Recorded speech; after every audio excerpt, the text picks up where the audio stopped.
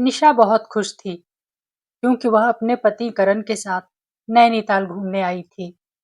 लेकिन उसे यह पता नहीं था कि बहुत जल्द उसके जीवन में एक खौफनाक तूफान आने वाला है। दोनों ने पहले से ही प्लानिंग कर रखी थी कि नैनीताल में कहाँ-कहाँ घूमना है। पर जैसे ही वे होटल पहुंचे, करण को उसके ऑफिस से एक इमरजेंसी कॉल आ गया। काम इतना जरूरी था कि उसे टाला नहीं जा सकता था। थोड़ी ही देर में करण लैपटॉप और फोन में बिजी हो गया। यह देखकर निशा को बुरा लगा।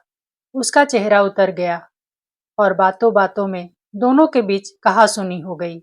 गुस्से में निशा ने करण से कुछ कहे बिना दरवाजा जोर से बंद किया और होटल के कमरे से बाहर निकल गई। काम खत्म होने के बाद करण ने घड़ी देखी। रात के 9 बज चुके थे, लेकिन अब तक निशा वापस नहीं आई थी। यह देख करण को उसकी फिक्र होने लगी और उसने उसे कॉल लगाया। लेकिन कई बार कॉल करने के बाद भी जब निशा ने फोन नहीं उठाया, तो वह उसे ढूंढने के लिए बाहर निकल गया। अपनी गाड़ी से उसने निशा को पूरे इलाके में खोजा, पर वह कहीं नहीं मिली।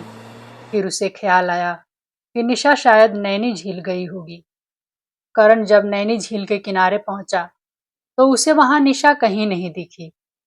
इसी तरह वह उसे झरनों और तालाबों के पास ढूंढता रहा और तभी चांद की रोशनी में झील के किनारे उसे एक लड़की दिखाई दी। परेशान करण उस लड़की के पास जाने लगा, यह पूछने के लिए कि क्या उसने निशा को कहीं देखा है। पर जैसे जैसे वह उस लड़की के पास जा रहा था, उसे एहसास हुआ कि वह झील की तरफ देखकर अजीब अंदाज में रो रही है। रात के 12 बजने वाले थे। उसको ऐसी हालत में देखकर करण को चिंता होने लगी कि इस समय यह यहाँ क्या कर रही है। वह भूल गया कि वह यहाँ निशा को ढूंढने आया है। करण उसके पास गया और उसने लड़की से रोने की वजह पूछी, लेकिन उसने जवाब देने के बजाय और जोर से रोना शुरू कर दिया। इससे पहले कि करण कुछ और पूछता, वह धीरे धीरे झील की तरफ बढ़ने लगी। यह देखकर करण घबरा गया और उसने आवाज देकर उसे रोकने की कोशिश की। उसके ऐसा करते ही लड़की ने अपना चेहरा पूरी तरह से पीछे घुमा लिया। उसका नीला पड़ चुका भयानक चेहरा और जलती आंखें देखकर करण के होश उड़ गए। उसने वहां से भागने की कोशिश की, लेकिन उसके पैर जैसे वहीं जम गए हों। वह लड़की फिर झील की तरफ बढ़ी और हवा में गायब हो गई। करण को ऐसा लगा जैसे वह झील उसे अपनी तरफ खींच रही हो। तभी पीछे से उसके कंधे पर किसी ने हाथ रखा। उसने मुड़कर देखा, वह निशा थी। करण उसे देखकर बहुत खुश हुआ, लेकिन वह कुछ बोल नहीं पा रहा था।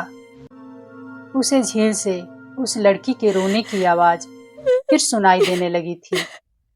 निशा ने करण का हाथ पकड़ा और वहां से चलने को कहा, लेकिन वह हिल भी नहीं पा रहा था।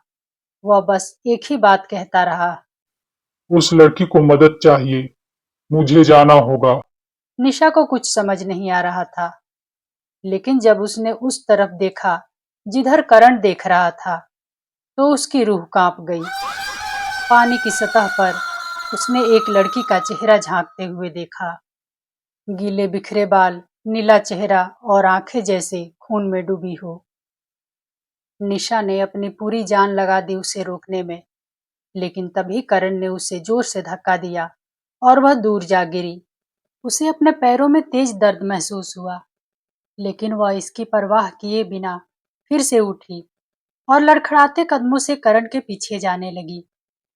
वह किसी तरह उसके पास पहुंची और करण पानी के अंदर पैर डालने ही वाला था कि निशा ने अपने गले से माँ दुर्गा की लॉकेट वाली माला निकालकर इसी तरह करण के गले में डाल दी।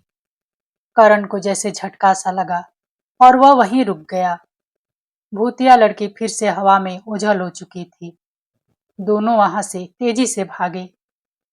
सुबह उन्हें पता चला कि उस झील को खूनी झील या मौत की झील के नाम से जाना जाता है, जहां जाने पर कोई बचकर वापस नहीं आता।